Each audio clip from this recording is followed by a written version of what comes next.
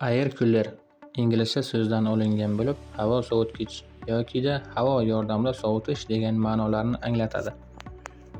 Kimyo zavodlarida barqaror ishlab chiqarish uchun harorat nazorati muhim ahamiyatga ega. Shu sababli sovutgichlar, ya'ni air coolerlar jarayonning ajralmas qismi hisoblanadi. Ishlab chiqarish zavodlarida ko'plab reaksiyalar natijasida yuqori harorat hosil bo'ladi. Agar bu harorat nazorat qilinmasa, jihozlar qizib, jarayonga zarar yetkazishi mumkin. Air cooler issiq suyuqlik, suv bug'i yoki gazlarni atrof muhit havosi orqali samarali sovutadi. Air coolerlar tabiiy havo oqimi yoki elektr ventilyatorlar yordamida ishlaydi.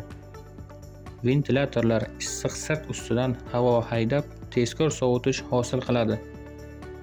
Uskunada joylashgan quvurlar orqali gaz yoki suyuqlik oqadi. Ventilyatorlar yordamida tashqi muhitdan havo haydaladi va natijada issiqlik almashinuvi amalga oshiradi.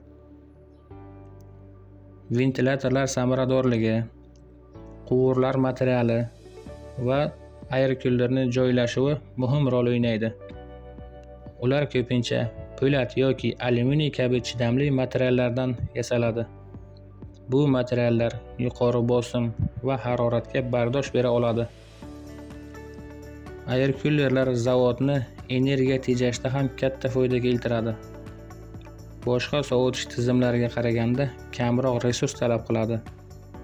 Suv tanqis bo'lgan hududlarda air cooler eng ma'qul yechimdir. Zavodlarda air coolerlar ko'pincha baland konstruksiyaga o'rnatiladi. Bu joylashuv havo oqimini kuchaytirib, samarali sovutishni ta'minlaydi. Endi bo'lsa, air coolerning kamchiliklarini ko'rib o'tamiz. Air coolerdagi ventilyatorlar soni unga keladigan issiqlik, suv bug'imi bosimiga bevosita bog'liq bo'ladi. Issiqlik, suv bug'i qanchalik ko'p bosimda kelayotgan bo'lsa, air coolerdagi ventilyatorlar soniga bo'lgan talab ham shuncha oshadi va natijada katta joy talab qiladi. Tabiiyki, ventilyatorlar ishlash natijasida katta shovqin yuzaga keladi. Air coolerga kelayotgan issiqlik yoki suv bug'ini sovutish bevosita tashqi muhit havosiga bog'liqdir. Issiq kunlarda air coolerga kelayotgan suv bug'i yoki issiqlikni samarali sovuta olmaydi.